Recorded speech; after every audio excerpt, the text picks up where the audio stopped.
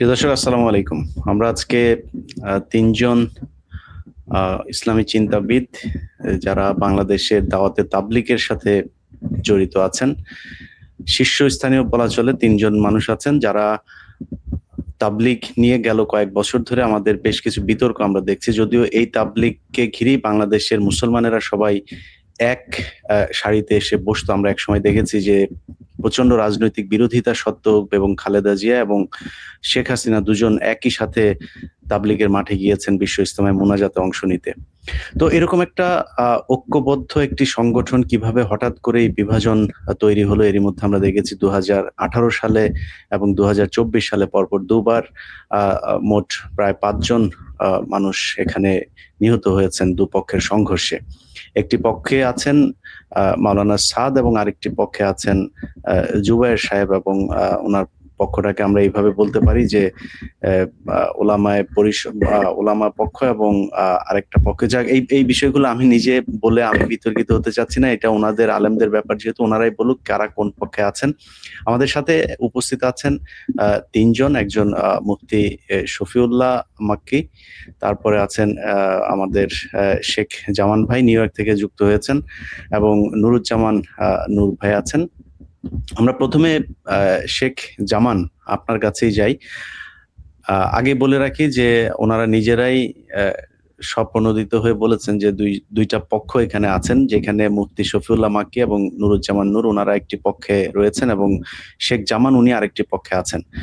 শেখ জামান, আপনি কোন পক্ষে আছেন তাবলিগের? এবং আমরা বিস্তারিত জানতে চাই যে যে ঘটনা আজকে প্রায় কত বছর, 7 বছর 8 বছর ধরে ঘটছে, সেই একই পুনরাবৃত্তি ঘটার আশঙ্কা আমরা করছি আগামী যে তাবলিগে জামাত যেটি অনুষ্ঠিত হতে যাচ্ছে। সেখানেও আমরা শুনছি যে দুটি পক্ষের মধ্যে একটা মুখোমুখি অবস্থান তৈরি হয়েছে, এবং সেখানেও একটা আবার ফের নতুন করে হতাহতের ঘটনা ঘটলেও সেটা অবাক হবার কিছু থাকবে না। সেই পরিস্থিতিতে আসলে এটার আমরা এখনো প্রায় 6 মাস পেছনে আছি। করণীয় কি অবস্থা, আপনাদের ভেতরে কি চলছে?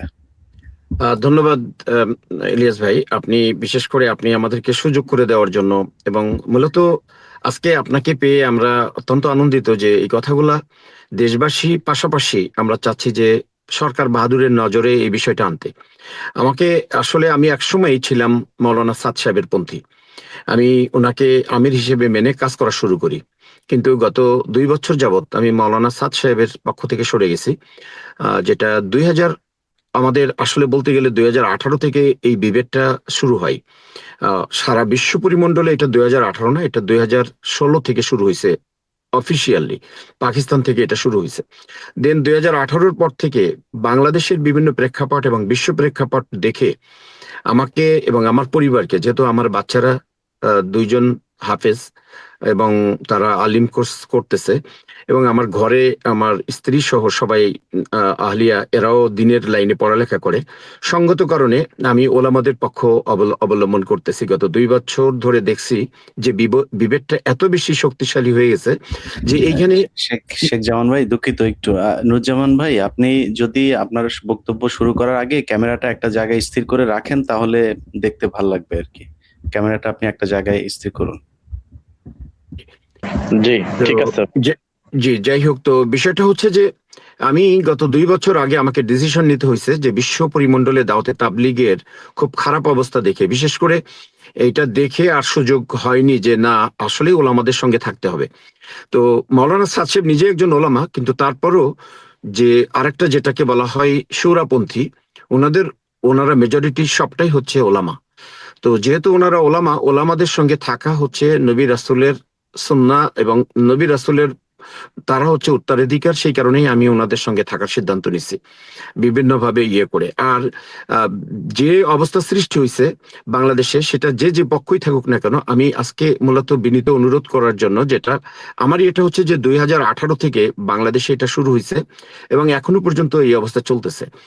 আমার মূল উদ্দেশ্যটা হচ্ছে যে আপনার মাধ্যমে এটা দেশবাসী প্লাস সরকার প্রধানকে জানানো যে উভয়ই যেন সুন্দরভাবে সহ অবস্থানে ইজতেমা এবং তারা যেটা আমরা বলি যে টঙ্গী বিশ্ব ইজতেমার ময়দান, যেটা দীর্ঘদিন যাবত, দীর্ঘ কয়েক যুগ যাবত এটা চলে আসতেছে, এখানে শুধুমাত্র আমরা দেখছি 2025 সালে বিশ্ব ইজতেমা হয়নি, 2024-এ আমরা দেখছি যে বিশ্ব ইজতেমা, সেইখানে রাতের বেলায় হঠাৎ করে 4 জন মানুষ খুন হওয়ার পরে এইটা পুরোটা সরকার, তৎকালীন সরকার, এই যিনি ডক্টর ইউনূস সাহেবের সরকার, এইটা উনি সিদ্ধান্ত নিয়ে ওলামাদেরকে এই বিষয়ে পুরা টঙ্গীর মাঠ এবং ইজতেমা ময়দান ওনাদেরকে বুঝাই দিছে। তো আমি জাস্ট এইটুক বলতে চাই যে 2018 যেখানে মৌলানা সাদ কান্দলবি উনার পক্ষদয়ের এবং যেটা সুরাপন্থীদের মধ্যে সংঘর্ষে একজন নিহত হয়, যেটা আপনি শুরুতেই বলছেন, ইসমাইল মন্ডল। এটা এটা 2018 সালের 1 জানুয়ারি, যেটা দেখা যায় যে এটার মূল গোলযোগ শুরু হয় খুলনা। 2018 সালের 1 জানুয়ারি মৌলানা সাদ সাহেব বাংলাদেশে আসে ইজতেমায় অংশগ্রহণ করার জন্য, কিন্তু উনাকে অংশগ্রহণ করতে দেওয়া হয় না।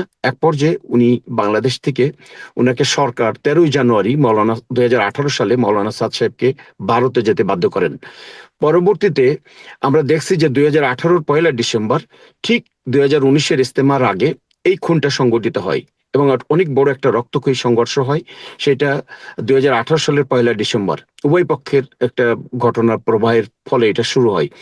দেন এইটা 2018 থেকে কন্টিনিউ চলতেছিল, চলতে চলতে আমরা দেখছি যে এটা, যেটা লাস্টে 18 ডিসেম্বর 2024, এটা হচ্ছে দিবাগত রাত 17 ডিসেম্বর। সেই 17 ডিসেম্বর দিবাগত রাত্রে এই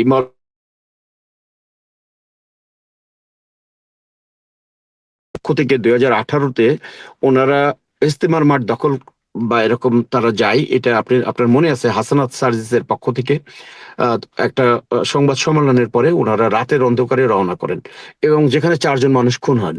এই খুনের পরে পুরা ইজতেমা ময়দান এবং টঙ্গী যেটা কাকরাইল মার্কাজ, দুটাই বোঝাই দেওয়া হয় আলমীশ্বরের পক্ষদ্বয়ের কাছে, পক্ষের কাছে। সেখানে পুরোপুরি ভাবে এখন পর্যন্ত মৌলানা সাদ সাহেব পক্ষ ঢুকতে পারতেছে না। হঠাৎ করে বিষয়টা আবার লাইমলাইটে চলে আসছে 9 আগস্ট 2026। হেফাজত ইসলাম প্রধানমন্ত্রী জনাব তারেক রহমানের কাছে একটা 9 দফা দাবি পেশ করে। এই 9 দফা দাবির মধ্যে যেটা মেইন এটা ছিল যে মৌলানা সাদ সাহেবকে বাংলাদেশে নিষিদ্ধ করা এবং পূর্বের অবস্থা বহাল রাখা। এই অবস্থায় উভয় পক্ষেই টানটান উত্তেজনা বিরাজ করতেছে। আমি আলমী শুরার পক্ষ হলেও আমি চাই যে সরকার বাহাদুর ডিসিশন নেবেন, কিন্তু ইজতেমা যেহেতু গত বছর হয়নি, উভয়কে তাদের ইজতেমা করার সুযোগ দেওয়া হোক। কে কোথায় থাকবে না থাকবে এটা সরকার সিদ্ধান্ত নেবে। এ বিষয়ে জাস্ট আমার আর বাদবাকি বক্তব্য পরে বলবো। আমি সুযোগ দিতে চাচ্ছি, যেহেতু আপনি বলছেন 5 মিনিট করে এক একজন বলার, আমার বক্তব্য এখানে শেষ করছি। জি, ধন্যবাদ। মুফতি শফিউল্লাহ মাক্কি হুজুর, আপনি বলবেন যে আসলে সমস্যাটা কোথায়? মানে এই যে 6 মাস আগে থেকে আপনাদের ভেতরে একটা উত্তেজনা বিরাজ করছে, যেটা শেখ জামান ভাই বললেন, এটার মানে কারণ কি? এবং এটা আপনি যদি এখন থেকেই প্রতিকারের ব্যবস্থা করতে চান, আমাদের কি করা দরকার? আসসালামু আলাইকুম ওয়া রাহমাতুল্লাহ। আসলে অনেক দিক থেকেই আমি এই বিষয়ে কথা বলে যাচ্ছি যে 2017 থেকে 2026 প্রায় 8-9 বছর হয়ে গেছে। এই যে একটা বিরোধ, নাম যাই বলেন, আমিরপন্থী, সুরাপন্থী, যাই কিছু বলেন, আমি কিন্তু এই 9 বছর থেকে কাজ করে যাচ্ছি এই বিরোধ দূর করার জন্য। বারবার এর আগেও আপনারা দেখেছেন, আমি বলেছি যে আপোষের মধ্যে দূরত্ব কমাইতে হবে, দুশ্মনী কমাইতে হবে। বাংলাদেশের প্রেক্ষাপটে আপনার নিজেদের মধ্যে আপোষের মতবিরোধ আছে, কিন্তু একই সাথে কাজ করছে এরকম নজির বহু আছে। কিন্তু যেটা বারবার হচ্ছে যে তবলিগের বিষয়ে যারা মার্কাজ নিজামুদ্দিন, তাদেরকে 2017-18 থেকে মুক্তির পরে ইজতেমা তাদেরকে দেওয়া হচ্ছে, মার্কাজ বন্টনের ক্ষেত্রে তাদেরকে বঞ্চিত করা হয়েছে, এখন তো একেবারেই বাদ দেওয়া হয়েছে। এবং বিভিন্ন জেলায় ইজতেমা করতে বাধা দেওয়া হয়েছে, মসজিদে জামাতের মেহনত করতে তাদেরকে বাধা দেওয়া হয়েছে, মসজিদ থেকে জামাতগুলো বের করে দেওয়া হয়েছে। কিশোরগঞ্জে আব্দুর রহিম নামে একজন হাফেজকে গায়ে পেট্রোল ঢেলে তাকে শহীদ করা হয়েছে। এরকম বিভিন্ন বিদেশি জামাতের খাবারের ভিতরে বিভিন্ন মানে ক্ষতিকারক বস্তু দিয়ে কষ্ট দেওয়া হয়েছে। তো এগুলো তো হওয়া উচিত। তো যদি পক্ষ হয়ে প্রত্যেকের তো অধিকার আছে, সে আপনার ভিন্ন মতের লোক কি কাজ করতে পারবে না? মতের ভিন্নতা থাকলেও একই সাথে কাজ করবে। আমরা এটা চাই যে প্রত্যেকে যার যার কাজ করবে, কেউ কাউকে বাধা না দেয়। তো যার ইস্তেমা সে করবে, যার যার ইস্তেমায় প্রধান মেহমান কে আসবে এটা তারাই ঠিক করবে, কাউকে বাধা দিবে না। এবং 1943 সাল থেকে কাকরাইল মসজিদ তৌহিদের কাজে ব্যবহার হচ্ছে। দেশের মার্কাজ হিসেবে প্রায় 1952 সাল থেকে এটা সারা পৃথিবীতে, তার মানে প্রায় 74 বছরের বেশি হয়েছে কাকরাইল মার্কাজ। কিন্তু এই মার্কাজেও সমান সমান অংশ দেওয়া হবে এবং কেউ কারো উপরে আক্রমণ না করে প্রত্যেকে যার যার কাজ করে। এই দেশে তো আপনার হিন্দুরাও হিন্দুদের ধর্ম পালন করতে পারে, খ্রিস্টানরা তাদের ধর্ম পালন করতে পারে, বৌদ্ধরা তাদের ধর্ম পালন। তাহলে যারা দিনের সাথে তবলিগ করছে, মূলত তো তবলিগ নিজামুদ্দিন, এই তবলিগের কাজটা শুরু হয়েছে, এটার মূল কেন্দ্র এই তবলিগের কাজটা শুরু হয়েছে নিজামুদ্দিন থেকে। সুতরাং যারা নিজামুদ্দিন মার্কাজকে মানতে চায় তারা তাদের সাথে ওলামায়ে কেরাম আছে, সাধারণ মানুষ আছে, তারা কোরআন সুন্নাহ মোতাবেক জীবনযাপন করে, নিজেরা নিজেদের জানমাল খরচ করে তারা দুনিয়াতে কোরআন সুন্নাহ জীবন করার মেহনত করছে। এখন তাদের তো অধিকার আছে যে তারা তাদের ধর্ম মানবে, ধর্মীয় যে অনুষ্ঠান আচার এগুলো করবে, তারা তাদের ইস্তেমা করবে, জেলা ইস্তেমা করবে, টুকির ইস্তেমা করবে। আমি মনে করি এটা এনাদের অধিকার, এখানে বাধা দেওয়া চাই না এবং কেউ কারো বিরোধিতা করা চায় না। প্রত্যেকের প্রতি শ্রদ্ধাশীল থেকে প্রত্যেকে যার যার কাজটা করলে অসুবিধা নেই। আমি দাওয়াত ও তবলিগের মানুষকে নিজামুদ্দিন মার্কাজকে এবং মৌলানা সাদ সাহেবকে আমি মানি, কিন্তু বাংলাদেশের সমস্ত আলেমদেরকে তাদেরকে সম্মান করি। ওলামায়ে কেরাম উম্মতের রাহবার, আমরা সবসময় আমরা মানি, এমনকি মৌলানা সাদ সাহেব নিজেও এটা মানেন। আজকালে কিছু ইনফরমেশন গ্যাপের কারণে একটা দূরত্ব তৈরি হয়েছে, একটা লম্বা সময় যে হয়েছে, আমার বিশ্বাস যে এখন সময় এসেছে যে আমরা আর একে অন্যের প্রতি কাছাকাছি না করে প্রত্যেকে যে যার কাজ করব, প্রত্যেকে যার যার কাজকে অন্যের কাছে সম্মান করব, শ্রদ্ধা করব এবং কেউ কারো কাজে বাধা দিব না।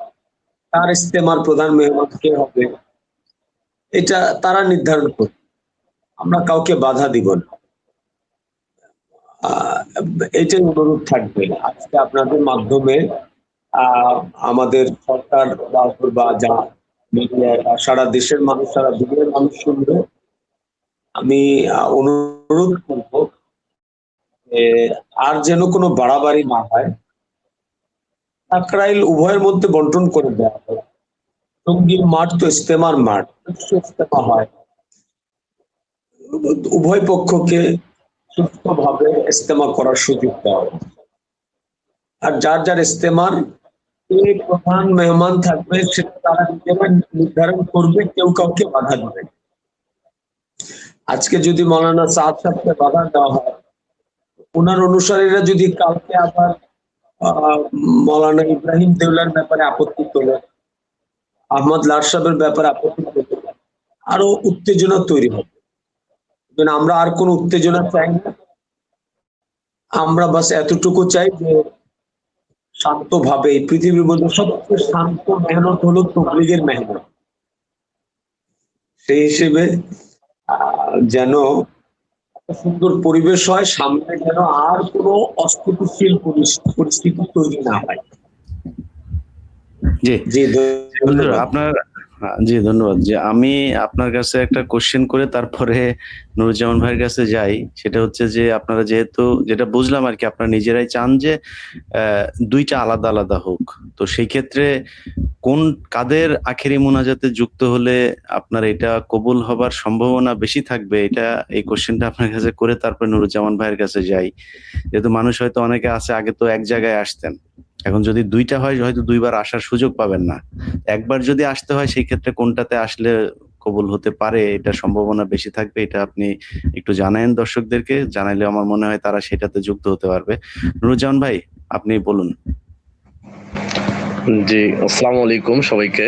যারা ইলিয়াস ভাই দর্শক আছে তাদের প্রত্যেককে শুভেচ্ছা জানাচ্ছি আমাদের এই প্রোগ্রামটি দেখার জন্য। আসলে আমি এদেশের একজন সচেতন নাগরিক হিসেবে বা একজন সচেতন ছাত্র হিসেবে যদি বলি, আমি চাই যে এই তবলিগের যে উভয় পক্ষের মধ্যে যে বিদ্যমান যে সমস্যাটা, এটার একটা শান্তিপূর্ণ সমাধান হোক। কেননা আমি দেখি যে আমার দৃষ্টিতে গোটা পৃথিবীর মধ্যে আমাদের দেশে যতটা বাড়াবাড়ি এবং কাদা ছড়াছড়ি হচ্ছে, এটার কথা হচ্ছে না। খোদ ভারতেও হচ্ছে না, এমনকি পাকিস্তানেও হচ্ছে না। পাকিস্তানেও সুরাপন্থীরা কাজ করতেছে এবং নিজামুদ্দিন ওয়ালারাও কাজ করতেছে। তারা দেখা যাচ্ছে যে কেউ কারোর কাজের মধ্যে ব্যাঘাত ঘটাচ্ছে না। আমি আসলে এটাই চাই যে আমাদের দেশেও ঠিক এমন একটা পরিবেশ তৈরি হোক যেখানে নিজামুদ্দিন ওয়ালারাও কাজ করবে, তাদেরকে কেউ বাধা প্রদান করবে না, আবার সুরাপন্থীরাও কাজ করবে, তাদেরকেও কোনো বাধা প্রদান করা হবে না। আর এমনটা হয়ও নাই। আপনারা ইতিপূর্বে জেনে থাকবেন যে নিজামুদ্দিন ওয়ালারা কখনোই সুরাওয়ালাদের কোনো কাজের ব্যাপারে ব্যাঘাত ঘটান নাই, তারা কোনো কিছুতে আপত্তি জানান নাই। তাদের মুরব্বীরা ইন্ডিয়া থেকে আসতেছেন, সেটা ক্ষেত্রেও আমরা ব্যাঘাত সৃষ্টি করি নাই। আমরা চাইতেছি যে আমাদের দেশে যেহেতু দাওয়াত তাবলিগের এই মেহনতটা, এটা মানুষের উপকারে আসতেছে, অসংখ্য পথ ভোলা মানুষ দিনের দিকে ফিরতেছে, অসংখ্য এলোমেলো জীবনওয়ালা মানুষ এই দাওয়াত তাবলিগের ছোঁয়ায় এসে তারা আসলে সত্যিকার মানুষে পরিণত হচ্ছে। মোট কথা তাদের সামাজিক আচরণটা পরিবর্তন হচ্ছে। তো সেই জায়গা থেকে এরকম একটা শান্তিপূর্ণ মেহনত আমরা প্রত্যেকেই চাই। আর একথাও সত্য যে দাওয়াত তাবলিগ, এই তাবলিগের যে ইস্তেমাকে কেন্দ্র করে গোটা বিশ্বে আমাদের একটা আলাদা একটা পরিচিতি আছে। যে টঙ্গীর ইস্তেমা ময়দানে আমাদের যে ইস্তেমা হয়, এখানে নিয়ার অ্যাবাউট 100+ দেশের মানুষ এখানে অ্যাটেন্ড করে। তো সেই জায়গা থেকে দেখা যায় যে যখন নাকি ইস্তেমা আসে, তখন আমাদের এই বাংলাদেশের দিকে গোটা বিশ্বের একটা দৃষ্টি থাকে। তো সেই জায়গা থেকে যখন আমরা এই ইস্তেমাকে কেন্দ্র করে যখন দুটি পক্ষ আমরা বাড়াবাড়ি করি বা এটা নিয়ে আমরা কাদা ছড়াছড়ি করি, তখন এটা আমাদের দেশেরও একটা ভাবমূর্তি ক্ষুণ্ণ হয়। তো আমি সেই জায়গা থেকে আমাদের যে সরকার প্রধান আছে বা যারা দায়িত্বশীল জায়গায় আছে, তাদের প্রত্যেকের দৃষ্টি আকর্ষণ করব যে আসলে এটার একটা শান্তিপূর্ণ সমাধান এভাবে হওয়া উচিত যে ঠিক যেমন যেভাবে হয়ে আসতেছিল, যে প্রথমে দেখা যাচ্ছে যে সুরাওয়ালারা ইস্তেমা করতেছে, তো পরে পরে নিজামুদ্দিন ওয়ালারা করবে, এরকম একটা বন্টন হওয়া দরকার। যে পরের বছর আবার নিজামুদ্দিন ওয়ালারা প্রথমে করবে, সুরাওয়ালারা প্রথমে করবে। কেননা আমরা তো এখানে যারা নিজামুদ্দিন ওয়ালারা, যাদেরকে আসলে মিডিয়ার মাধ্যমে সাতপন্থী হিসেবে জানেন, এই সাতপন্থীদের অনুসারীটা কিন্তু বাংলাদেশে অনেক বেশি। আমি নিঃসন্দেহে ওলামা ইকরামকে আমি সম্মান করি, শ্রদ্ধা করি, ভালোবাসি এবং তাদেরকে রাহবার মনে করি। কিন্তু হ্যাঁ, আমি মৌলানা সাদ সাহেবকে আমির মেনে দাওয়াত তবলিগের কাজ করি। এখানে আসলে কোনো শরীয়তের কোনো আসলে মানে শরীয়তকে আসলে মানে না মানা হচ্ছে না, মানাই হচ্ছে। তো সেই জায়গা থেকে আমার একটা চাওয়া হচ্ছে যে আমাদের দেশে এমন একটা পরিবেশ সৃষ্টি হোক। কেননা আপনারা জেনে থাকবেন যে এসএসসির পরে আমাদের কিছু বাচ্চাদেরকে পরিবারের যারা গার্জিয়ান আছেন তারা এই যে চিল্লার মধ্যে পাঠায় দেয়, একটা সময় গ্যাপ থাকে। দেখা যাচ্ছে যারা এই সময়টার মধ্যে তারা একটা ভালো একটা দিনই শিক্ষা পায়, একটা পরিবেশ পায়, তাদের মধ্যে ঈমানি একটা জাগ্রত একটা চেতনা চলে আসে, আমলের প্রতি একটা যত্নশীলতা তৈরি হয়। তো সেই জায়গা থেকে এখন যখন গার্জিয়ানরা দেখতেছে যে এই সুরাওয়ালারা বা সাতপন্থী কিংবা জুবায়ের পন্থীদের মধ্যে একটা মুখোমুখি অবস্থান কিংবা তাদের মধ্যে একটা কাদা ছড়াছড়ি, তখন আসলে গার্জিয়ানরাও আর মানে তাদের বাচ্চাদেরকে জামাতে পাঠাইতে চাইতেছেন না, যে কি না কি জানি হয়ে যায়। তো সর্বশেষ যে ইস্তেমাটা 2024-এর যে ঘটনাটা, এটা আসলে খুবই অনাকাঙ্ক্ষিত ছিল। এটা আসলে উভয় পক্ষেরই ভুল ছিল, এবং এখানে তৃতীয় পক্ষের একটা ইন্ধন ছিল, যারা নাকি এই দাওয়াত ও তবলিগের এই কাজটাকে স্তম্ভিত করতে চান বা যারা এটাকে থামাই দিতে চান। এটা নিঃসন্দেহে কাফের মুশরিকদের একটা ষড়যন্ত্র আছে, কেননা এই দাওয়াত ও তবলিগের এই কাজটা গোটা দুনিয়াব্যাপী একটা বিস্তৃতি লাভ করছে, এটা আপনারা হয়তো অনেকেই জানেন। তো সেই জায়গা থেকে যখন নাকি মুসলমানদের মধ্যে এই কাজের মাধ্যমে একটা নুরজান ভাই, এই তৃতীয় পক্ষটা কারা একটু স্পষ্ট করবেন? তৃতীয় পক্ষ আসলে ভাই, তৃতীয় পক্ষ তো সবসময় এমন যে তাদেরকে আসলে চেনা বড়ই মুশকিল। বাকি এই তৃতীয় পক্ষ যে নিঃসন্দেহে কাফের মুশরিক, এই ব্যাপারে আমি সুনিশ্চিত। তারা এখানে আমাদের এই কাজটাকে, কাজের গতিটাকে স্লো করার জন্য বা এই কাজটাকে কাফের মুশরিক, এখন আপনি যদি ঘোষণা দিয়ে দেন, ধরেন আমরা তো দেখলাম এখানে মারামারি করার লোক সবাই তো আপনাদের মেহনত করে, তাই না? তাবলীগের মেহনত করে। আমার বাড়ি ভাই, আমার ঘর থেকে আপনার মুনাজাতে অংশ নেওয়া যায়। আপনার ইজতেমার মাঠের এত কাছে আমার নিজের বাড়ি। তো আমরা নিজেরা ওই মাঠে কাজ করেছি। এই ইজতেমা শুরু হওয়ার প্রায় 2 মাস 3 মাস 6 মাস আগে থেকে এখানে কাজ শুরু হইতো। আমরা ওইখানে গিয়ে এই কাজে যোগ দিয়েছি। আমি নিজেও আপনাদের এখানে 3 দিনের কয়েকবার গিয়েছি, 3 দিন করে।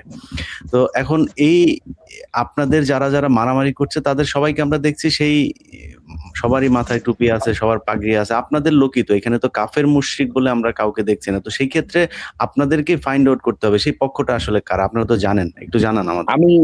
আমি নিঃসন্দেহে এক্ষেত্রে, যদি আপনি জানেন যে এখানে দাওয়াত ও তবলিগের 2টি পক্ষ রয়েছে, সুরাপন্থী এবং সাতপন্থী। তো হেফাজতে ইসলাম নামক একটা সংগঠন আছে, আপনি নিশ্চয়ই অবগত আছেন, যে তারা দেখা যাচ্ছে যে এখানে একটা মানে একটা আলাদা একটা তাদের একটা ভূমিকা রাখার চেষ্টা করতেছে। আমরা দেখি নাই কখনো মাওলানা জুবায়ের সাহেবকে অতি বাড়াবাড়ি কথা বলতে, যে ইস্তেমা হবে না, হ্যাঁ টঙ্গীর ময়দান রক্তাক্ত হবে, এই সময় অনেক অনাকাঙ্ক্ষিত বক্তব্য চলে আসছে আমাদের দায়িত্বশীলদের পক্ষ থেকে। কিন্তু ভাই, আপনি যদি ইতিহাসের দিকে তাকান, একটা মুনাফিক শ্রেণীর একজনের লোক ছিল যাদেরকে কাফের মুশরিকরা ব্যবহার করত। আমি আসলে বিষয়টাকে আরো ব্যাপকভাবে বোঝানোর ক্ষেত্রে এই কাফের মুশরিকদেরকে তৃতীয় পক্ষ এই জন্য বলতেছি, যে এই দাওয়াতের এই কাজের দ্বারা কিন্তু মানুষের, মুসলমানদের মধ্যে একটা ঐক্য সৃষ্টি হচ্ছে, একটা চেতনা তৈরি হচ্ছে। সেই জায়গা থেকে আমাদের মধ্যেই কাউকে কাউকে তারা ব্যবহার করছে। আপনি জেনে থাকবেন যে সর্বশেষ কুড়িগ্রামের মধ্যে এক আলেমকে পাওয়া গেছে, সে খ্রিস্টান, কিন্তু তার বেশভূষা চালচলন দেখে কোনো বোঝার উপায় নেই যে সে আসলে খ্রিস্টান। সে যেন একটা আলেম, সে নামাজ পড়াচ্ছে, তার পিছনে দীর্ঘদিন মানুষ নামাজ পড়ছে। এটা নিয়ে আপনিও একটা এপিসোড করছিলেন। তো সেই জায়গা থেকে আমি আসলে মনে করি যে এই কাজের পিছনে একটা গভীর ষড়যন্ত্র আছে কাফের মুশরিকদের, কারণ গোটা দুনিয়াব্যাপী এই কাজটা বিস্তৃতি লাভ করছে। আপনি আরেকটা জামাত দেখান, যে এই জামাতটা গোটা দুনিয়াব্যাপী বিস্তৃতি লাভ করছে, এমন কোনো জামাত নাই। সেই জায়গা থেকে আমি আসলে এটাই মনে করি যে এখানে আসলে কাফের মুশরিকদের একটা দুর্বিসন্ধি আছে। আর আমাদের মধ্যে কিছু মানুষ আছে যারা আসলে ওই জামানে যাদেরকে মুনাফিক বলা হইতো, এরকম কিছু মানুষ আছে যারা আসলে তাদের দ্বারা ব্যবহার হচ্ছে। আর সবচেয়ে বড় বিষয় হচ্ছে যে আপনি যদি কোনো জামাতকে যদি আপনি আসলে খাটো করতে চান বা তাদের কাজের গতিকে স্লো করতে চান, তো সেই জামাতের প্রধানকে আসলে বিতর্কিত করেন। তো সেটাই হয়েছে। আজকে আমরা দেখতেছি যে কাফের মুশরিকরা খুব সুকৌশলে আমাদের হযরত জি মাওলানা সাদ কান্দলুমি দামাত বরকাতুমকে বিতর্কিত করতেছে, যেন, কারণ গোটা দুনিয়ার মধ্যে তো এমন কোনো পরিস্থিতি নেই। আর বাংলাদেশের প্রেক্ষাপটটা সম্পূর্ণ ভিন্ন। আসলে আমাদের মধ্যে যেমন আমরা আবেগ প্রয়ণ, ঠিক তেমনই ভাবে আমাদের মধ্যে একটা হিংস্রতা আছে। আমি এটা ব্যক্তিগতভাবে বলবো, বিশেষ করে আমাদের ওলামা ইকরামের মধ্যে দেখে একটা উগ্রতা আছে। এটা আমি খুবই, এই ব্যাপারে আমি আসলে মাপ চাই, এই কথা আমাকে বলতেই হচ্ছে। আপনি খেয়াল করে দেখবেন। নুরজান ভাই, ধরেন আপনার বক্তব্যে আমি যেটা বুঝলাম যে হেফাজতে ইসলামের কেউ কেউ এটার সাথে জড়িত, বা তাদের পেছনে আবার তৃতীয় আরেকটা কাফের মুশরিকদের কোনো একটা পক্ষ আছে। আমি ধর্ম সম্পর্কে আমার যতটুকু জ্ঞান আছে, মানে টঙ্গী বিশ্ব ইজতেমাতে অংশ নেয়া, এখানে মুনাজাতে অংশ নেয়া কিংবা এখানে সময় দেয়া, এটা তো আপনার জন্য ফরজ না, তাই না? তো অবশ্যই এটা ফরজ না। জি, এটা ফরজ না। তো এই নফলটা, এই ইবাদতটা করার জন্য কি আপনাদের, মনে করেন আমি ধরে নিলাম আপনার কথাই যে এখানে হেফাজতে ইসলাম বা জুবায়ের পন্থী যারা আছেন বা ওলামা পন্থী যারা আছেন, সুরাপন্থী, তারা ভুল করছেন, আপনাদের তাদের সাথে যুদ্ধ করে তারপরে এখানে এসে থাকতেই হবে, আসতেই হবে, এই প্রোগ্রামটা করতেই হবে, এইটার থেকে কি মানে আপনারা যদি, মানে এটাতে আপনাদেরও কি উগ্রতা প্রকাশ পায় কিনা? ভাই আমরা তো কখনো এখন জোরে করিনি, আমরা তো তাদের কোনো কাজে ক্ষেত্রে ব্যাঘাতে সৃষ্টি করিনি। যখন নাকি ইজতেমা আসে, ইজতেমা আসলেই দেখা যায় যে আপনাদের আপনাদের সুরাপন্থীদের সংগঠন, পক্ষ আপনাদের নিয়ে সাতপন্থী অনেক আলেমের বিরুদ্ধে এই হত্যা মামলা আছে, তার মানে আপনারাই কেউ না কেউ এই হত্যার সাথে জড়িত, তাই না? এই যে মারামারিগুলো আপনাদের ভেতরে হলো, আমি জানি না, আপনি নিজেও বোধহয় এরকম একটা হত্যা মামলার আসামি বোধহয় এই ইস্তেমা না না মিঠামিঠি। ভাই, আসলে এটা খুবই একটা ভুল ইনফরমেশন হচ্ছে। এটার এখনো বিচার হয়নি, শেষ হয়নি, তদন্ত শেষ হয়নি। আসলে হত্যাটা কে করছে আমি নিজেও চাই না না, যে আমি যা কিন্তু বলিনি আপনি হত্যাকারী, আমি বলছি যে অভিযুক্ত। আসামি মানে তো এটা মানে আমি অভিযুক্ত হিসেবেই বলছি, আমি তো বলি না বিচার হয়েছে বা আপনি খুন করেছেন, সেটা বলার সুযোগ আমার নেই। কিন্তু যেহেতু এই ঘটনাগুলো আপনাদের বিরুদ্ধেই অভিযোগ হচ্ছে, তার মানে আপনারাও তো সেখানে জোর করতে যাচ্ছেন যে আমরা করতেই হবে। সো এই নফল ইবাদতটার জন্য দুই পক্ষের মধ্যে এরকম মারামারি, আপনারা কি তাদেরকে ছেড়ে দিতে পারতেন না যে ঠিক আছে বাবা আপনারা যান, আপনারা করেন যদি মনে করেন? কারণ এটা দিয়ে তো শুধু আপনাদের ক্ষতি হচ্ছে না, পুরো ইসলামের ক্ষতি হচ্ছে। এই বিশ্ব ইজতেমা তাবলিগ সম্পর্কে যে উনি যে কথাটা বললেন, আপনি তো বললেন যে আগে মানুষ বলতো, আমি নিজে দেখেছি ভাই, আমার এলাকা থেকে আমরা যখন সকালবেলা এই ধরেন 11টা 12টার দিকে আমরা রওনা দিতাম, ঘর থেকে বের হতাম জায়নামাজ টামাজ নিয়ে, পুরো মানে টঙ্গী এলাকা তখন একটা মানে রমরমা অবস্থা থাকতো। সবাই, কে আওয়ামী লীগ করে, কে বিএনপি করে, জামাত করে, এখানে এইসবের কোনো ব্যাপার ছিল না, সবাই আসতো। তো সেটা তো আপনারা নিজেরাই নষ্ট করছেন, যে এই যে একতাটা আপনাদের ভেতরে যখন দেখা যাচ্ছে যে ভেঙে যাচ্ছে মানুষের ইলিয়াস ভেতরে। ভাই, হ্যাঁ আপনার এই কথা থেকে যদি বলি, আপনি যদি গত 2018 সাল থেকে সর্বশেষ 2024 পর্যন্ত দেখেন, তো 2023 পর্যন্ত কিন্তু আমরা কিন্তু একবারের জন্য প্রথমে ইজতেমা করার সুযোগ পাইনি। কিন্তু 2024 সালে এসে যখন তারা বলতেছে যে এই টঙ্গী ময়দানে মানে মানে তুরাগ নদী মানে রঞ্জিত করা হবে, বা সাতপন্থীদেরকে এখানে ঢুকতে দেওয়া হবে না, ইজতেমা করতে দেওয়া হবে না, তো তখন আসলে আমাদের মধ্যে এক ধরনের আমাদের একটা আবেগ আছে, ইজতেমা ময়দানের প্রতি একটা আবেগ আছে, কাকরাইলের প্রতি একটা আবেগ আছে। তো সেই জায়গা থেকে যখন নাকি কেউ, আমরাও তো এই দেশের নাগরিক, আমরাও তো তবলিগের যদি দুটি পক্ষ হয়ে থাকে, আমরাও তো একটা বড় পক্ষ। এখানে অনেক বেশি, বাংলাদেশের সবচেয়ে বেশি অনুসারী কিন্তু নিজামুদ্দিন ওয়ালাদের। এটা আপনি যদি একটু মাঠে খোঁজ নিয়ে দেখেন তো এটা জানতে পারবেন। তো সেই জায়গা থেকে যখন 2024 সালে বলা হইলো যে এখানে আর ইজতেমা করতে দেওয়া হবে না, এই দেশে সাতপন্থীদের কোনো তাবলিগি কোনো কার্যক্রম করতে দেওয়া হবে না, তাদের জামাতকে মসজিদে ঢুকতে দেওয়া হবে না, তখন আসলে আমরা কাজের স্বার্থে এই কাজটাকে রক্ষার জন্য বা আমরা এই কাজের এই মধ্যে সম্পৃক্ত থাকার জন্য, আরেকটা মিসআন্ডারস্ট্যান্ডিং হয়েছে, ওই যে হাসনাত এবং সার্জিসের যে ভিডিওটা, এই ভিডিওটার পরে আসলে আমরা একটা ভুল মেসেজ পাইছি, এবং এই ভুল মেসেজটা পাওয়ার ক্ষেত্রে এখানে দেখা যাচ্ছে তৃতীয় পক্ষ সেদিন ঢুকে মাঠে একটা হট্টগোল করছে। আপনি জেনে থাকবেন যে ইসলামী আন্দোলন বাংলাদেশের নায়েবে আমির, হ্যাঁ, মৌলানা ফয়জুল করিম সাহেব, উনি বলছেন যে এখানে নিঃসন্দেহে তৃতীয় পক্ষের একটা উপস্থিতি ছিল এবং তারাই এই জিনিসটাকে করার চেষ্টা করছে। আমরা যারা তবলিগওয়ালা আমরা কিন্তু খুবই শান্তির প্রিয়, এটা যদি জোবাইর পন্থীরাও হয় আবার মৌলানা সাতপন্থীরাও হয়। সেই জায়গা থেকে আমাদের মধ্যে এত অতিরঞ্জিত, এত হিংস্রতার, আমি যেহেতু তবলিগের একজন সাথী হিসেবে যদি বলি যে উসুল আছে, যে নিয়ম আছে, বা ইমান আমলের লাইনে তাদের যে মেহনত, সেই মেহনতের জায়গা থেকে আমাদের এত হিংস্র হওয়ার সুযোগ নেই কোনো সাথীর। আর তবলিগওয়ালা যারা 3 চিল্লা, যারা 1 চিল্লার সাথে যারা উসুল মোতাবেক চলে, তাদের দ্বারা এরকম আচরণের বহিঃপ্রকাশ ঘটনা খুবই অস্বাভাবিক ভাই। সেই জায়গা থেকে আমি বলবো যে 2024 সালের যে ঘটনাটা ছিল, এটা সত্যি অনাকাঙ্ক্ষিত ছিল, এবং ওই হাসনাত এবং সার্জিসের ভিডিওটা আপলোড হওয়ার পরে একটা ভুল মেসেজ এবং উভয় পক্ষের একটা মানে একটা বলা যায় যে একটা ভুল বোঝাবুঝি, সেই জায়গা থেকে তৃতীয় পক্ষ সুযোগ নিয়ে নিছে ভাই। হুজুর একটু শেখ জামান ভাইয়ের কাছে আসি। জি জি, ধন্যবাদ। আমি নুরুজ্জামান ভাইয়ের অনেক কথা শুনছি। জি ভাই, আপনাদের বিরুদ্ধে অভিযোগ আপনারা হিংস্রতা দেখান এবং আপনারা জোর জুলুম করে তাদেরকে আসতে বাধা দেন। জি বলেন। জি, নুরুজ্জামান ভাই একটা কথা কিন্তু কয়েকবার বলছেন, উনি রিপিট করছেন বারবার, যে এটা শুধু বাংলাদেশের প্রেক্ষাপটে ডিফারেন্ট। তো আমার কোশ্চেন যে ইলিয়াস ভাইয়ের মাধ্যমে, তাহলে শুধু বাংলাদেশে কেন এটা হচ্ছে? অন্য পৃথিবীর আর অন্য কোনো দেশে খুন হয়নি কেন একটাও? সবখানেই তো মৌলানা সাদ সাহেব এবং আলমী শুরা এবং যারা আমির মানে উভয়ের কাজ চলতেছে, এবং খুব সুন্দরভাবে কাজ চলতেছে সারা দুনিয়াতে। ইভেন ভারতেও চলতেছে, যেটা মৌলানা সাদ সাহেবের যেটা নিজামুদ্দিনের মেইন কেন্দ্র, যেটাকে সেন্টার বলা হয়, সেখানেও মারামারি নেই, পাকিস্তানেও নাই। তাহলে বাংলাদেশে বাংলাদেশে হওয়ার পিছনে কিছু কাজ আছে, যেটা উনি বারবার বলতেছে বাংলাদেশের ডিফারেন্ট। এই ডিফারেন্টের পিছনে আমি নুরুজ্জামান ভাই, মুফতি শফিউল্লাহ মাক্কি হুজুরের দৃষ্টি আকর্ষণ করি যে আজকে এটার পিছনে ইলিয়াস ভাইয়ের মাধ্যমে যেটা জানাতে চাই যে বাংলাদেশের ওলামাদের ছাড়া নিজামুদ্দিনের কাজ চলতেছে, যেখানে ওলামাদের কোনো নিংরানিতে, ওলামাদের তত্ত্বাবধানে কোনো কাজ চলতেছে না। নিজামুদ্দিনের কাজটা করতেছে আওয়াম, যারা আলেম না। এই আলেম না, এবং যাদের আপনি জানেন হয়তো, ইলিয়াস ভাই আপনি রিপোর্ট করছিলেন এর আগে, আপনি কোন একজন বিশিষ্ট ব্যক্তি যারা এখানের সঙ্গে আমির হিসেবে আছেন, এবং তার ছেলে একবার না একাধিকবার একই ঘটনা ঘটাইছে। তিনি ওলামা, বাট উনি এই হাসানাত সার্জিসকে এনে উনার নেতৃত্বে উনি হুকুম করছেন সারা বাংলাদেশের 64 জেলার দাওয়াতে তাবলীগের মেহনতের সাথী যারা নিজামুদ্দিন, তাদেরকে টঙ্গী মাঠে রাতের অন্ধকারে যাওয়ার জন্য। কেন উনি রাতের অন্ধকারে যাওয়ার জন্য বললেন? রাতের বেলায় তো মানুষের খুন খারাপি ঘটে যেতেই পারে, খুব স্বাভাবিক। তাহলে উনি কেমন দায়িত্বশীল একজন আমির, যিনি ওলামা না। এই যে মুফতি শফিউল্লাহ মাক্কি, উনি ওলামা, উনি দীর্ঘদিন এই হত্যা মামলায় জেলে ছিলেন। উনি তো নির্দোষ, আমি নিশ্চিত বলতে পারি। উনি না, যতগুলো আলেমের বিরুদ্ধে মামলা হয়েছে এই মামলায়, যে 4টা খুনের প্রত্যেকটা ওলামা, এই নিজামুদ্দিন অনুসারী, সকলেই নির্দোষ এবং তাদের কোনো দোষ নাই। আজকে আসল সত্য থেকে আমরা দূরে চলে যাচ্ছি, যে কারণে বাংলাদেশ আজকে এটার কেন্দ্র হয়ে গেছে। এইটার পিছনে যখন ওলামা ছাড়া অন্য মানুষের হস্তক্ষেপ আসছে, তখন এই বাংলাদেশের জায়গাটা নষ্ট হয়ে গেছে, যেটা আর পৃথিবীতে কোনো জায়গায় একটা খুন ঘটেনি। ইলিয়াস ভাই, আমি খুব সংক্ষিপ্ত ভাবে এটা জানতে চাইলাম আপনার মাধ্যমে, ওনারা উত্তর দিবেন।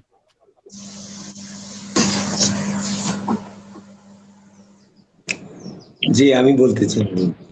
জি, মুফতি শফিউল্লাহ মাক্কি জি।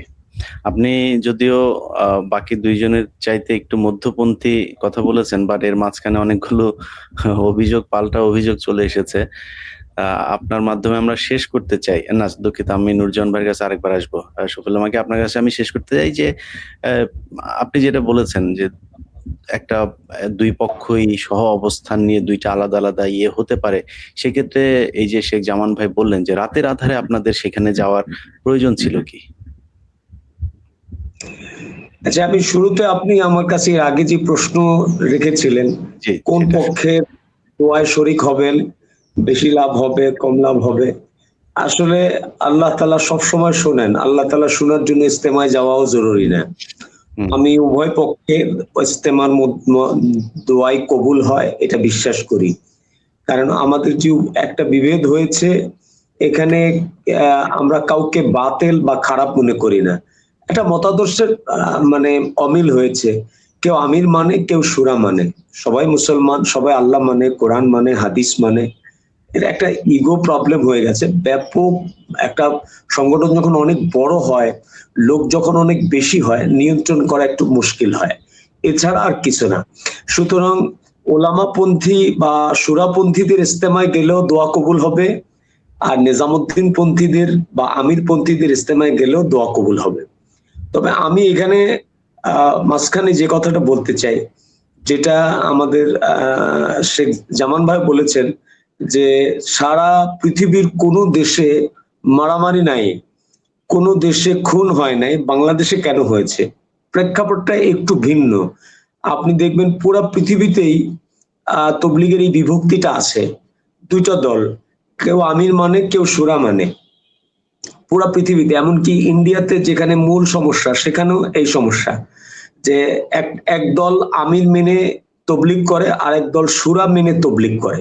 ঠিক আছে, এখন বিষয়টা হচ্ছে যে আমাদের দেশে এই কাজটাকে রাজনৈতিকভাবে একটা পক্ষ রাজনৈতিক আশ্রয় নিয়ে রাজনৈতিকভাবে তবলিগের কাজটাকে নাস্তানাবুদ করার চেষ্টা করেছে, এবং সেখানে তারা বাংলাদেশের নিজামুদ্দিন পন্থী বা আমিরপন্থী যারা, তাদেরকে কোণঠাসা করার জন্য সাধারণ মানুষকে বুঝিয়েছে যে এনারা আলেমপন্থী, এনারা জাহেলপন্থী। এটা একটা মিথ্যা কথা। দোনো পক্ষে আলেম আছে, কোন পক্ষ একতরফা আলেমপন্থী না, দোনো পক্ষে ওলামায়ে কেরাম আছে। আর ওই যেটা নুরুজ্জামান ভাই বলেছে যে তৃতীয় পক্ষ, যদিও আমি এই বিষয়টাকে খুব বেশি পছন্দ করি না, তারপর প্রশ্নের জবাব হিসেবে আমাকে বলতে হচ্ছে যে এখানে তবলিগের যে দুটা পক্ষ, আলমী সুরা পক্ষ আর আমির পক্ষ, এর বাইরেও যারা তবলিগ করে না, বিভিন্ন রাজনৈতিক বিভিন্ন সংগঠনের সাথে জড়িত, তারা একটা পক্ষের সাথে যুক্ত হয়ে যাওয়ার কারণে এই উত্তেজনাটা বেশি হয়েছে বারবার।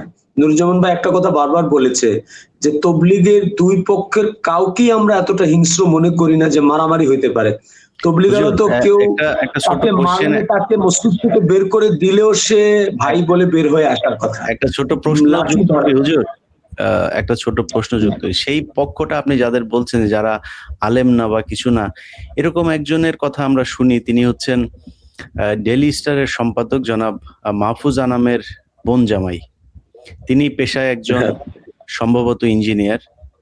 তিনাকে আমরা খুব সামনে দেখি এবং তিনাকে নিয়েই এই বিতর্কটা অনেক বেশি ডালপালা গজায় যে তিনি একটা পক্ষকে খুব বেশি উস্কানি দেন, এই অভিযোগটা আছে এবং সেই ব্যক্তি আপনাদের পন্থী। এটার কি কোনো জবাব আছে কিনা? আচ্ছা, একটা ব্যাপার, উনি তাদের আমির, আবার উনি ওনাদের আমির আবার একটা ব্যাপার হলো কি, আমাদের তবলিগের কাজটা শত বছর যাবত চলে আসতেছে। এখানে আলেম আওয়াম সবাই মিলেই চলে। এই কামটা শুধু সাধারণ মানুষের না, শুধু ডাক্তারদের না, শুধু ইঞ্জিনিয়ারদের না, শুধু ছাত্রদের না, এই কাজটা আলেমদের, সাধারণ মানুষের, পেশাজীবী, ডাক্তার, ইঞ্জিনিয়ার, অর্থাৎ দুনিয়াতে যত পেশার মানুষ আছে সবারই এই কাজ। আর এই কাজের একটা নিয়ম আছে। এই কাজে আপনার নিজামুদ্দিন হচ্ছে সারা বিশ্বের মারকাজ। ওখান থেকে বিভিন্ন দেশের আমির অথবা শুরা নির্ধারণ করা হয় এবং বিভিন্ন সারা পৃথিবীর সমস্ত বিষয়টা কন্ট্রোল করা হয়। তো আসলে কে আমির হবে, কে শুরা হবে, পিছনের ইতিহাসেও এই বর্তমান ছাড়াও এর আগের ইতিহাসেও দেখা গেছে যে শুরা হয়েছে বাংলাদেশের, তাদের মধ্যে ওলামাও ছিল, ইঞ্জিনিয়ারও ছিল। ঠিক আছে, আমাদের আগের ইতিহাসও এটা দেখা যায়। এটাতে আসলে আমাদের দেশের কারো কোনো হাত নাই যে আমাদের দেশে কে আমির হবে, কে শুরা হবে। এটা আমাদের দেশের ভারত থেকে বসিয়েছে ওনাকে। হ্যাঁ, অবশ্যই আমাদের দেশের কে আমির হবে, কে শুরা হবে, এটা একদম শুরু লগ্ন থেকেই নিয়ন্ত্রণ হয় নিজামুদ্দিন মারকাজ থেকে। ওখান থেকে যাদেরকে শুরায় অন্তর্ভুক্ত করা হয়, এই যে দেখেন আমাদের প্রতিপক্ষ যাদেরকে মনে করা হচ্ছে, যদিও আমার এটা বলতে কষ্ট হচ্ছে, আলেমদেরকে বা তবলিগওয়ালাদেরকে আমি প্রতিপক্ষ কখনো মনে করি না। তারপরেও কাজের ক্ষেত্রে যে দুটো ভাগ হয়েছে, যারা আলমী শুরা পক্ষের এখন শুরা, মৌলানা জুবায়ের সাহেব, মৌলানা রবিউল হক সাহেব, মৌলানা ওমর ফারুক সাহেব, এখন যারা জীবিত আছেন, এনাদেরকেও কিন্তু শুরা হিসেবে নিযুক্ত করেছেন হযরত মৌলানা সাদ সাহেব, এবং সেটা নিজামুদ্দিন থেকে। এবং এই ক্ষেত্রে কিন্তু দুনিয়াবি সিস্টেমের মতো বাংলাদেশ থেকে কেউ ভোট দেওয়ার বা এই ধরনের কোনো কিছু করার সিস্টেম নেই, সুযোগ নেই। এটা কাজের ওনাদের কোরবানি, ওনাদের ত্যাগ, ওনাদের যোগ্যতা পরখ করে নিজামুদ্দিন থেকেই এই সিদ্ধান্তটা আসে, এখানে ওইভাবেই চলে আসছে। সেই হিসেবে আমার মানে যেটা আর কি এই ব্যাপারে বক্তব্য, যে ফয়সালাটা নিজামুদ্দিন থেকে হয়, ওইটার উপরে তো আর আমাদের দেশের কারো কোনো এখতিয়ার থাকে না। আর কোন এক ব্যক্তি আলেম না, যিনি একজন আলেম না এবং যাকে নিয়ে এত বিতর্ক, মানে তাকেই এটা আমির করতে হলো কেন? মানে এর বাইরে আপনাদের আলেমদের ভেতরে কি যোগ্য মানুষের অভাব আছে বাংলাদেশে? হ্যাঁ, এইখানে একটা ব্যাপার হলো ইলিয়াস ভাই, এটা আমাদের ইখতিয়ারে নাই। এটা আমাদের জামান ভাইও জানেন না। আপনার আমি বললাম যে আপনার কাছে কি যৌক্তিক মনে হয় কিনা যে মাহফুজ আনাম এই যে ডেইলি স্টারের সম্পাদক, যিনি সারা জীবন, এটাতে কি আপনার কোনো দ্বিমত আছে যে ডেইলি স্টার এবং প্রথম আলো বাংলাদেশ ইসলামের বিরুদ্ধে সবসময় কাজ করেছে, আপনারা তাদের বিরুদ্ধে আন্দোলন করেছেন বিভিন্ন সময়, তার বোন জামাই? ডেইলি স্টারের সাথে, আমার কথা শুনেন, ডেইলি স্টারের সাথে তবলিগের কোনো কর্মীর কিন্তু কোনো সম্পর্ক নেই। কারণ আপনি মনে করেন একেবারে বাংলাদেশের এখন আপনার সরকারি দলের কোনো একজন মন্ত্রীর বোন জামাই কিন্তু আওয়ামী লীগের কোনো মন্ত্রী ছিল, এমন থাকতে পারে, এটাতে ভ্যারি করে না। এটা আপনি যে জায়গা থেকে, আপনার জায়গা থেকে বা জামান ভাই যেটা বলেছে, এইটা ওনার জায়গা থেকে যৌক্তিক, যে এখানে বাংলাদেশের নেতৃত্বে কোনো একজন আলেম হলে বিষয়টা সুন্দর হইতো। কিন্তু এইটা কিন্তু আমি আপনাকে বারবার নোট করছি যে এইটা কিন্তু আমাদের দেশের কারো হাতে না, নিয়ন্ত্রণে না। এটা নিজামুদ্দিন থেকে যেরকম দেওয়া হয়, আমাদের তবলিগের সাথীরা মানে মাননেওয়ালা, এটা ফয়সালা হয় সেটা মেনে চলে। আমরা যে কাউকে আমির বানানো হলে আমরা তাকে আমির মেনে চলি। জি, আপনার এটার পাল্টা অনেক প্রশ্ন ছিল। আমরা অনুষ্ঠান শেষ করব, যে কারণে ওই বিতর্কে যাচ্ছি না। নুরজামান ভাই, আপনি শেষ করবেন। যে আপনার কাছে আমার ওই সেম প্রশ্নই, যে ডেইলি স্টারের উনি যে কথাটা বললেন, যে যদি একজন বিএনপির কারো ভাই যদি আওয়ামী লীগ করে, বিএনপির যে ভাই আওয়ামী লীগ করে, তার সেই ভাইকে এই গেল 15 বছর জেল খাটতে হয়েছে, পালিয়ে থাকতে হয়েছে, সেই ব্যক্তিই বিএনপি করেছে আমরা বলে মনে করি। কিন্তু ডেইলি বোন জামাই, মাহফুজা নামের বোন জামাই, যার বিরুদ্ধে এত অভিযোগ, এবং তাকে আমরা দেখেছি যেই ডেইলি স্টার বাংলাদেশি ইসলামের বিরুদ্ধে এত কাজ করেছে, তার সাথে তাদের প্রোগ্রামে, ডেইলি স্টারের প্রোগ্রামেও আমরা তার ছবি দেখেছি।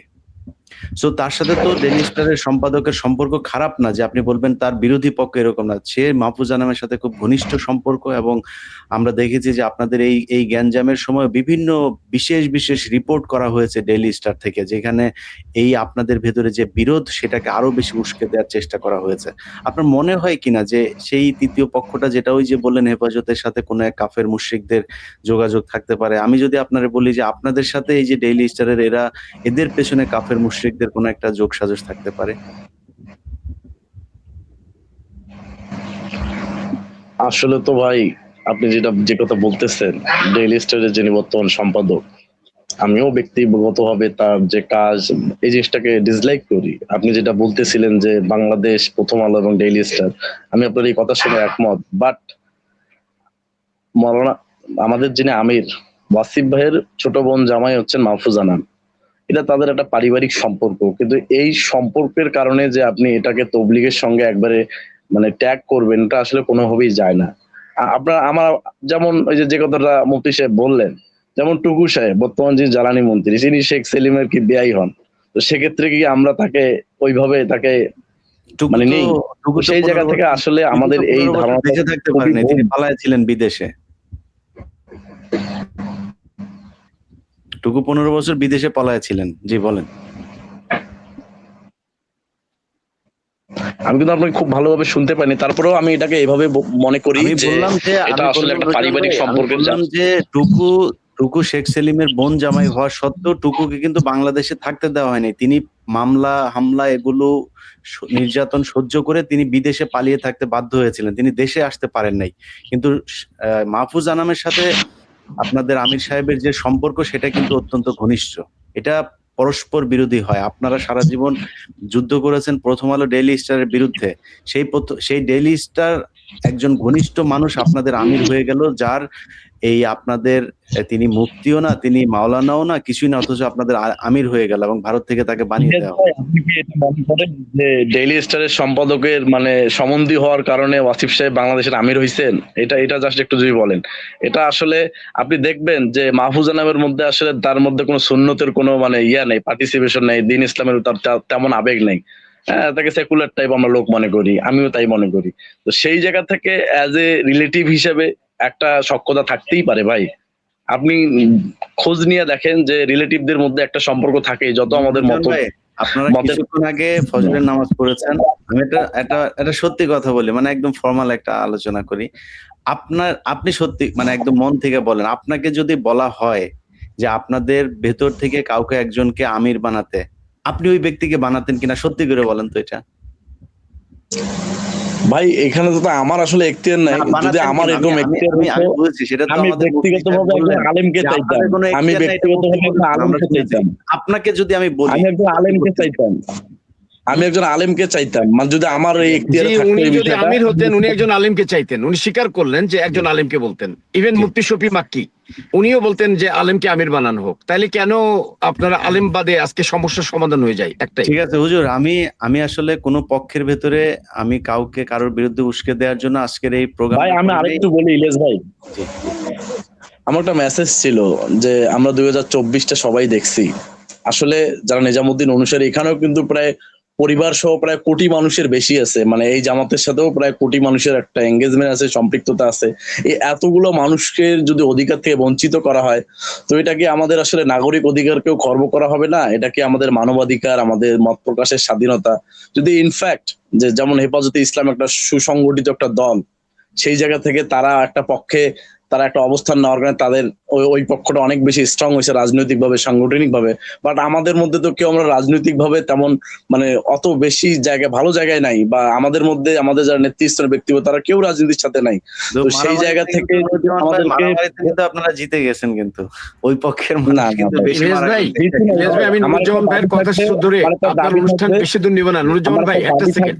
যে মাননীয় প্রধানমন্ত্রীর দাবি থাকবে যে উনি যেন আমাদের উভয় পক্ষের জন্য ইজতেমা ময়দান এবং কাকরাইলে সুষম বন্টন করেন, এবং ইজতেমা যেন উভয় পক্ষই করতে পারে। এটাকে কেন্দ্র করে আর কোনো অনাকাঙ্ক্ষিত পরিস্থিতি সৃষ্টি হোক, আর কোনো মানুষ মারা যাক, এটা আমি চাই না। এটাই আমার সর্বশেষ কথা। জি নুরুজ্জামান ভাই, আমি ইলিয়াস ভাই আরেকটু অ্যাটেনশন, জাস্ট আমি এক মিনিটে শেষ করে দেবো, আমার আর কোনো বক্তব্য নাই। আজকে মূলত এই অনুষ্ঠানটা আয়োজন করার পিছনে আমি আপনাকে জাস্ট বারবার পুশ করছি। আমার মূল উদ্দেশ্য কিন্তু এখানে আলমী শুরা বা নিজামুদ্দিন না।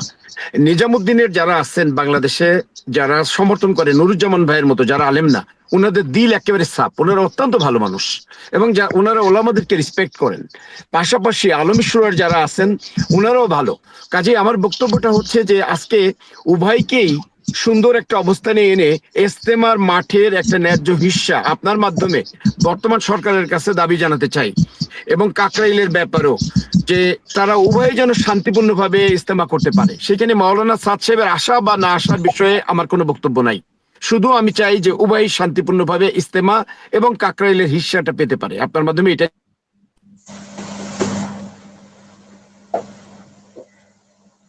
হুজুর বোধহয় কিছু বলতে চান। হুজুর, আপনি 1 মিনিট বলেন, তারপরে আমি কথা বলে শেষ করব।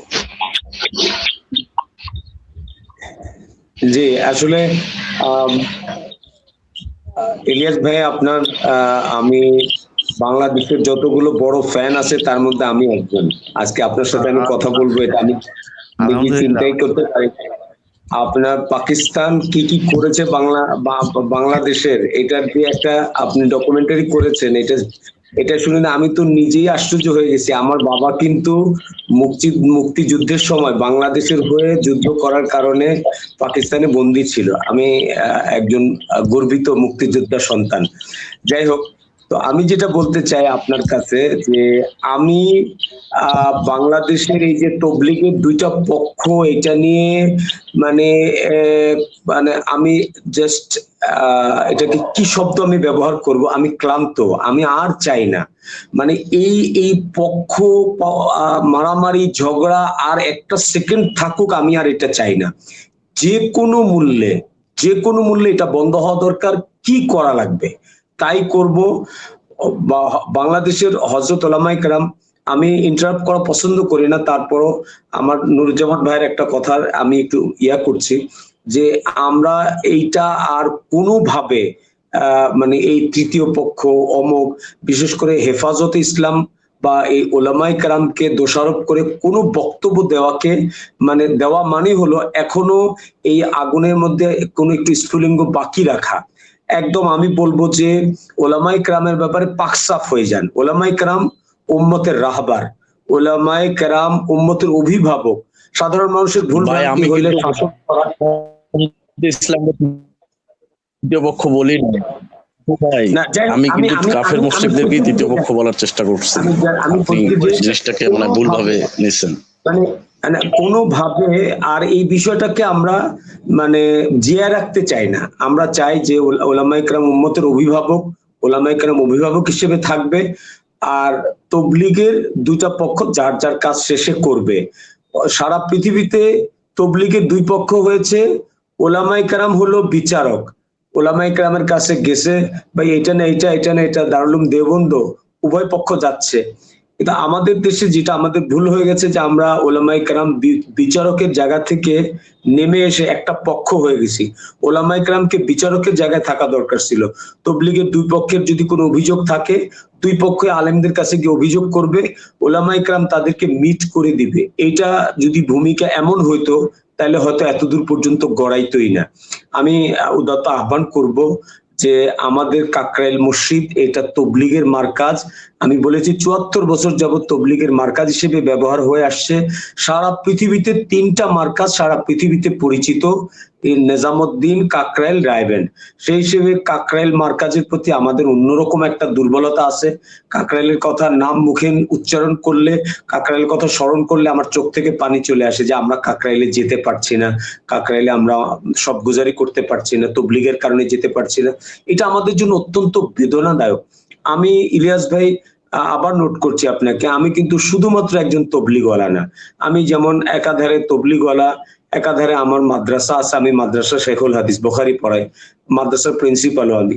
আমি কিন্তু ওয়াজ মাহফিলেও যাই, আমার কিন্তু খানকাও আছে। অর্থাৎ ইসলামের অন্যান্য খিদমতের মধ্যেও কিন্তু আমার অংশগ্রহণ আছে। কিন্তু এই তবলিগের বিষয়ে এই বিভক্তি নিয়ে আলেমদের সাথে আমাদের দূরত্ব, আমাদেরকে দেখলে মনে করে দুশ্মন বা অন্যদেরকে দেখলে মনে হয় যে এনারা আমাদের প্রতিপক্ষ, এই বিষয়টার উপরে আমি খুবই কষ্ট পাচ্ছি। এটা শেষ হওয়া দরকার। যেন আমরা ওই যে আপনি যেরকম বলেছেন যে আরো 15 বছর আগে, 20 বছর আগে তবলিগের নামের উপরে একজন বড় লোক, ধনী, যে কোনো শ্রেণীর মানুষ তবলিগের কাজটাকে একটা মহৎ কাজ মনে করে ইস্তেমার ময়দানে যে কেউ গিয়ে খুঁটি গেড়েছে, যে কেউ গিয়ে টয়লেট পরিষ্কার করেছে, টয়লেট তৈরি করেছে। আমরা ওই দিনটাকে আবার ফিরাইতে চাই এবং আমার বিশ্বাস বর্তমান সরকার শুধুমাত্র একটা সিদ্ধান্ত নিলেই যথেষ্ট। সরকার যদি এতটুকু সিদ্ধান্ত নেয় যে তবলিগের মেহনত যে যার মতো করবে, কেউ কাউকে বাধা দিবে না, কেউ কারো উপরে হস্তক্ষেপ করবে না, এই একটা সিদ্ধান্ত পুরা দেশের উত্তেজনাকে শেষ করে দিতে পারে। বাস একটা সিদ্ধান্ত সরকারের থেকে আসা দরকার যে কেউ কারোর উপরে হামলা করবে না, কেউ কাউকে বাধাগ্রস্ত করবে না। আর মার্কাজ কাকরাইল দুজনের মধ্যে সুষম বন্টন করে দেওয়া হোক। আর টঙ্গীর মাঠ, এটা তো সারা বছর ব্যবহার হয় না, এটা শুধু ইস্তেমার সময়, জোরের সময় ব্যবহার হয়। যার যার জোর এবং ইস্তেমার সময় তাকে ব্যবহার করার অনুমতি দেওয়া হোক। বাস এই দুইটা কথাকে আপনার মাধ্যমে আমি সরকার এবং দেশের জনগণের কাছে রেখে আমি সারা বাংলাদেশে 24 ঘন্টা সবাই যেন একটা সুন্দর সহাবস্থান তৈরি হয়, কেউ কারো দুশ্মন না হয়, এটা আমরা চাই। সহাবস্থানের কথা আপনারা, আমার মনে হয় এখানে যারা কথা বলেছেন সবাই বলেছেন। আমরা দেখেন সামনে সময়টা খুব কঠিন একটা সময়। আপনারা জানেন যে শেখ হাসিনা বলেছে যে সে দেশে ফিরবে ডিসেম্বরে। এটাকে অনেকে আমরা হেসে উড়িয়ে দিচ্ছি, তবে ভেতরে কিন্তু অনেক কিছু ঘটছে। এবং আপনাদের যে ইস্তেমার সময়, সেই সময়টাও কিন্তু ওই সময়ের কাছাকাছি একটা সময় আপনাদের ভেতরেই হবে। আমার আজকের এই প্রোগ্রামটা করার পেছনে একটা বড় কারণ হচ্ছে আমি যতটুকু জানতে পেরেছি যে আপনাদের এটা নিয়ে কিন্তু সরকার এবার কঠোর অবস্থানে যাবে। আপনারা যদি নাকি নিজেদের ভেতরে সিদ্ধান্ত নিতে না পারেন বা সরকারের সিদ্ধান্ত না মানেন, সেক্ষেত্রে আপনাদেরকে কিন্তু জোরপূর্বক আপনার মানে বল প্রয়োগ করা হতে পারে। এটা আমি আপনাদের আগে বলে রাখলাম। কারণ শেখ হাসিনা এবং ভারত যেটা চায়, বাংলাদেশে কয়েকটা পয়েন্টে তারা কাজ করতে চায়। একটা হচ্ছে মাইনরিটি, যেটা কথিত সংখ্যালঘু ট্রাম্প কার্ড একটা খেলে তারপরে হিন্দুদেরকে দিয়ে বিভিন্ন ধরনের, তারা এগুলো সবসময় করে, নিজেদের মন্দিরে নিজেরা হামলা চালায়, নিজেদের উপরে হামলা চালিয়ে বিভিন্ন জমি জায়গা নিয়ে সমস্যাকেও তারা সংখ্যালঘু নির্যাতন দেখিয়ে একটা ঝামেলা তৈরি করার চেষ্টা করে। তো সেই জায়গাগুলো আছে। আর আরেকটা জায়গা হচ্ছে যে দেখেন, আমি নিজে হেফাজতের কিছু নেতার নিয়ে আমার খুব আপত্তি আছে। যেমন যারা বলেছে যে কওমি জননী উপাধি দিয়েছেন, যারা বলেছে 20 বছর, 40 বছর, 200 বছর শেখ হাসিনা ক্ষমতায় থাকলেও আমার কোনো সমস্যা নাই, তাদের ব্যাপারে আমার অনেক আপত্তি আছে। আবার একই সময়ে এই হেফাজতের অনেক আলেমের সাথে কিন্তু আমার খুব ঘনিষ্ঠ, আমাকে খুব স্নেহ করে, আমি তাদেরকে খুব সম্মান করি, এরকম সম্পর্ক আছে। আবার আপনাদের ভেতরেও, আপনি জানেন আমি কিন্তু আপনাদের চরমোনাই যিনি পীর সাহেব আছেন, আমি ওনার কট্টর বিরোধী। আবার ওনার সাথের অনেক মানুষ আছে যারা আমাকে খুব সম্মান, এইখানে আছে, আমার সাথে মাঝে মধ্যে চা খাই, তাদের সাথে খুব ভালো সম্পর্ক। সো আপনাদের ভেতরে আলেমদের প্রতি আমার যথেষ্ট সম্মান আছে এবং আমরা চাই যে আপনাদের কাছ থেকে আমরা শিখে আমাদেরকে শিখেন। আপনারা খালি মসজিদের ইমাম না, আমাকে যদি জিজ্ঞেস করেন, আমি চাই একটা গ্রামের যে বিচার সালিশ যেগুলো হয় সেটা ওই মসজিদের ইমাম সাহেব করবেন। আমি এরকম একটা দিন দেখতে চাই। সো আপনারা সামনে এগিয়ে যান, আপনারাই দেশের নেতৃত্ব দেন, আমি এটা চাই। কিন্তু আগে আপনাদেরকে ঠিক হইতে হবে যে আপনাদের কোনটা সঠিক, সেটা আমার মনে হয়। এটা যদি ঠিক করতে না পারেন, মানুষ কিন্তু মানে কিছুটা বিব্রত বোধ করবে যে আসলে ওনারা নিজেরাই যদি ঠিক না থাকে তাহলে এটা কেমনে কি হবে। আমি ধরেন খাবার দাবারের কথা বলি, আমি জীবনে প্রথম তাবলিগে গিয়ে আপনাদের বড় ইয়েতে একসাথে বসে ভাত খেয়েছি। আমার কাছে একবারের জন্য ঘৃণা লাগে না যে সবাই হাত দিয়ে একই প্লেটে খাচ্ছি আমরা, একটু ঘৃণা লাগে না। আমার একটু এই ওসিডি টাইপের সমস্যা আছে, আমার একটু খারাপ লাগে না। বরং ওই সময়টা আমি গিয়েছিলাম, প্রথম সিল্লায় গিয়েছিলাম আপনার এই পলিটেকনিক ইনস্টিটিউটে ঢাকাতে। আমার এত ভালো লেগেছে, আপনার কাকরাইল মসজিদ থেকে আমাদেরকে সব আলাদা আলাদা আলাদা করে দিল, আমাদের ওই ইয়েতে পাকিস্তানি লোকজনও ছিল। তো আমি দেখেছি যে আপনাদের এই পরিবেশটা কত সুন্দর। সো আপনাদের এই পরিবেশটা আবার আগের জায়গায় আসুক, আপনাদের ভেতরে একটা ভালো সম্পর্ক হোক। কিন্তু আমার মনে হয় আপনার এখানে যে 3 জন কথা বলেছেন, আমার কাছে খুব ভালো লেগেছে যে আপনারা বিতর্ক, আমি মনে করছিলাম যে হয়তো একটা বিতর্ক হবে, কিন্তু আমার কাছে সবার কথা একই রকম লেগেছে। সবাই চেয়েছেন একটা সহ অবস্থান। আমার মনে হয় সরকারও এটা যেটা করতে পারে, আলাদা 2টা তারিখ দিয়ে 2টা পক্ষকে যে এই তারিখ থেকে এই তারিখ তারা করবে, এই তারিখ থেকে এই তারিখ তারা করবে, তাদের উপরে এটা ছেড়ে দেওয়া হোক। এবং ওই সময় এই পক্ষ গিয়ে কোনো ধরনের হামলা করবে না, কোনো ধরনের সমস্যা তৈরি করবে না, আবার ওদের সময় এই পক্ষ সেখানে যাবে না। এরকম একটা ব্যবস্থা যদি করে দেয়, আমার মনে হয় এটা শেষ হইতে পারে, একটা ভালো একটা সমাধান হইতে পারে, যেটা ইন্ডিয়া এবং পাকিস্তানে হয়। জি, আমি আর কিছু বললাম না, আমি বিদায় নিচ্ছি। আপনাদের যদি কিছু বলা থাকে ছোট করে বলে শেষ করে দেন। ধন্যবাদ ইলিয়াস ভাই। আমাদের বোধহয় আজকে আর বাড়বো 30 না, 1 সেকেন্ড ঘন্টা। ভাই, 30 জি সেকেন্ড। জি জি, অনেকক্ষণ হয়েছে। আমার ব্যক্তিগতভাবে আর কিছুই বলার নাই। আমি শুধু ওইটাই যে এখানে শুরা এবং আমিরপন্থী এই কথাটা না এনে আমরা এখন সবাই সহ অবস্থান চাই ইনশাআল্লাহ। ধন্যবাদ জি, মুফতি শফিউল্লাহ হুজুর জি। হ্যাঁ, আমি টঙ্গী ইজতেমার পাশাপাশি আমাদের কাকরাইল মার্কাজকেও আমরা চাই। জি, নুরুজ্জামান ভাই কিছু বলবেন? ইলিয়াস ভাই, আমি শেষে যে কথাগুলো আপনি বলছেন ইলিয়াস ভাই, এটা আসলে আমার খুব হৃদয়কে স্পর্শ করছে, খুবই ভালো লাগছে। আমি আপনার শেষের কথাগুলোর সঙ্গে একদম একমত। এই জন্য যে আসলে উভয় পক্ষের জন্য যদি এটা বন্টন না হয়, তো আবারও ওই পরিস্থিতি তৈরি হবে। আমিও এটা চাই না। আমি চাই যে সরকারি একটা স্ট্রং সিদ্ধান্ত নেক এই ব্যাপারে। হয়তো তারাই প্রথমে ইজতেমা করুক, দেন আমরা করি, বা তারাই প্রথমে জোর করুক, দেন আমরা করি। এরকম একটা সুষম বন্টন হোক, এটাই আমার চাওয়া। সবাই ভালো থাকবেন। জি, আল্লাহ হাফেজ।